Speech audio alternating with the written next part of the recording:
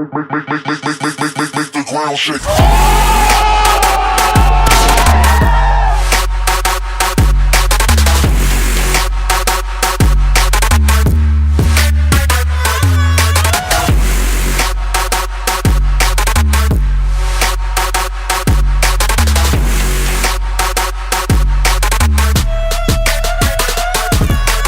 Alright, we can actually now play the game.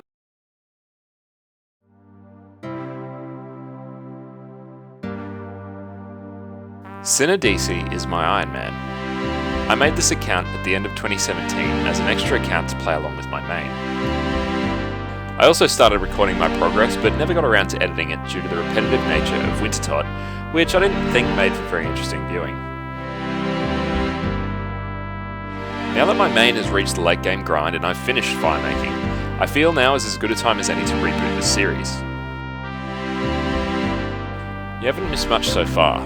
After getting off Tutorial Island, I got the woodcutting and firemaking requirements I needed, got my thieving up so I could steal cakes for healing, and did a few quests before heading over to Wintertot.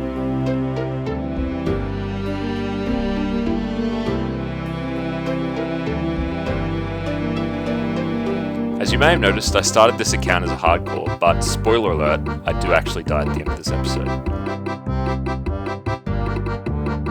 Wow. As you ran in and shots on him. No matter, this still doesn't change the fact that I'm an Ironman and that this is a pretty noob account. I've got so much of the game to explore, arguably even more now. Without further ado, let's get to progressing.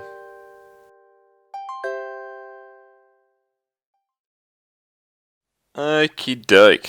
So, 99 firemaking complete. Took a lot longer in sequentially than I thought it would, but it's finished, which is really nice because we can actually now play the game. The first thing I want to do is stabilize the account, basically. I don't want to be squishy.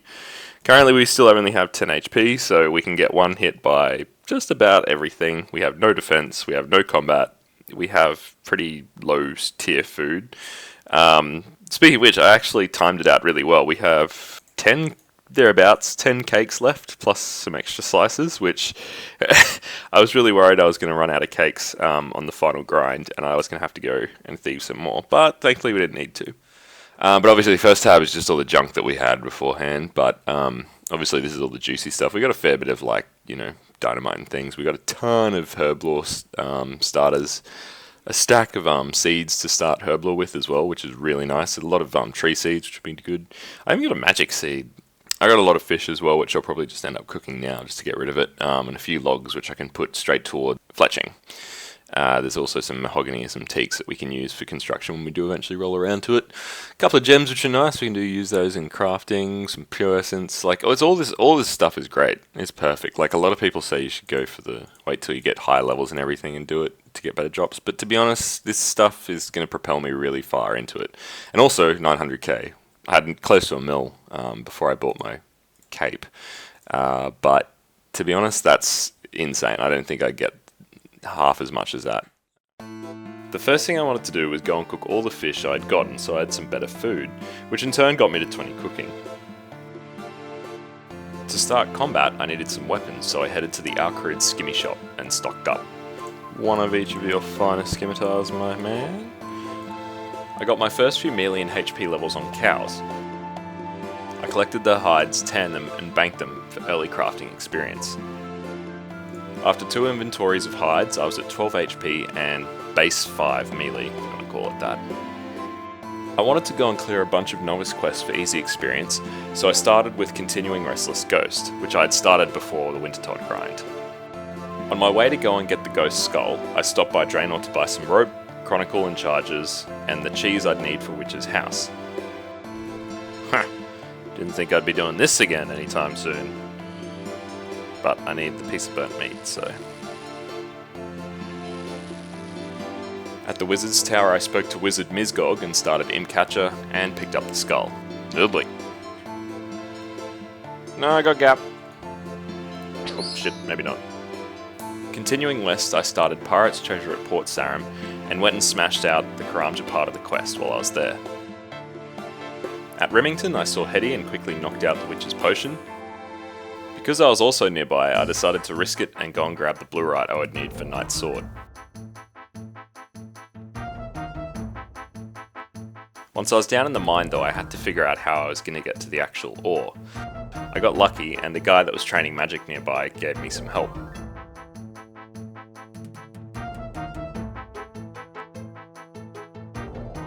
But it did nearly cost him his life.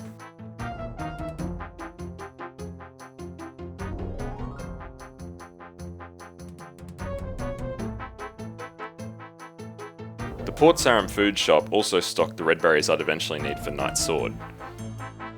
Returning to Lumbridge, I finished Restless Ghost before making my way to Varrock to start Gertrude's Cat. I spotted an imp out the back of Gertrude's, and I got lucky and got my first bead for Imp Catcher, the black one. As I was now in Varrock, I decided to stop by the Blue Moon to continue Pirate Treasure, stock up on runes at Aubrey's, stop by Zaff's for each of the elemental staves, and completed Orlando Smith's museum quiz for Nineslayer and Hunter.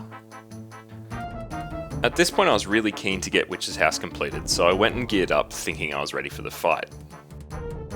Long story short, I wasn't. The strike spells that I had weren't effective enough on the experiments, so I went and trained up my magic until I unlocked the bolt spells on the dwarves under White Wolf Mountain. These dwarves have a chance of dropping iron bars which I would later need for the Knight's Sword. At 18 magic and 15 HP, I felt in a better position to return to the hut for round 2. Now using bolt spells, I tore through these experiments far more effectively than I did on my previous attempt, and I was finally able to get the ball. The 6k HP experience I got from the quest got me to 26 hit points. As I was nearby, I went and started Druidic Ritual.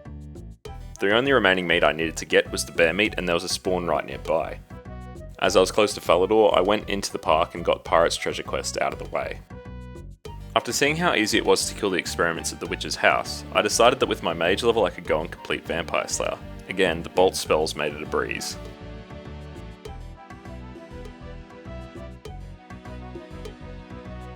I went and purified my meat so I was able to finish Druidic Ritual. And went and made the blurite sword so I could finish the Knight's Sword.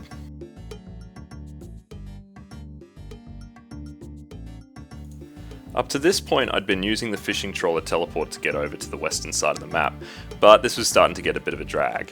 I decided to go and smash out the Ardoin achievement diaries to go and get the cloak. This meant completing a game of fishing trawler and completion of Plague City and Biohazard quests.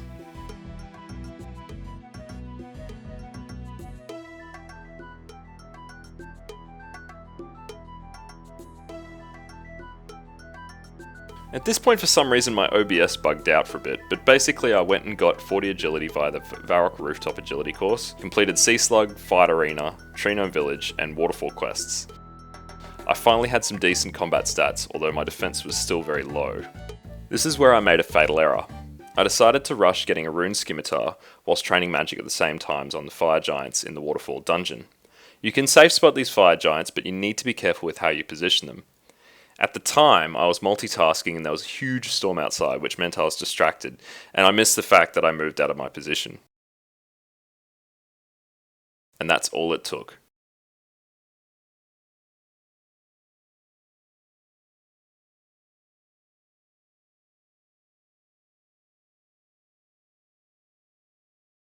Ran in and got like 3 shots on him.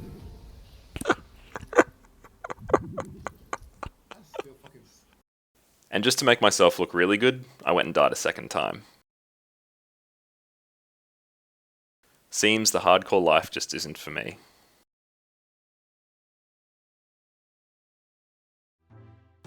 Well, I'm disappointed that I died so early into my hardcore progress.